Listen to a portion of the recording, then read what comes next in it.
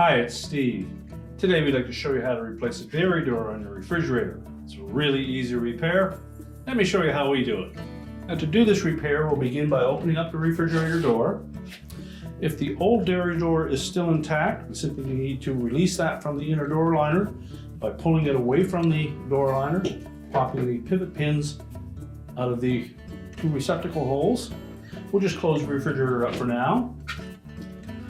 You want to remove that edge guard. Simply grasp it with your hands and pull it off. You discard the old door. So take the new door and line up that edge guard, the longer edge towards the outside. Simply snap it right onto the edge of the dairy door. We'll open the refrigerator up again. We'll begin by inserting one of those pivot pins into one of the holes. Flex that liner in the door enough that it fits in the opposite side. Now to prolong the life of that dairy door, we suggest that if you take it off to wash it, that you use only a warm water solution and a mild detergent, and always make sure that the door can close fully before you close the refrigerator door.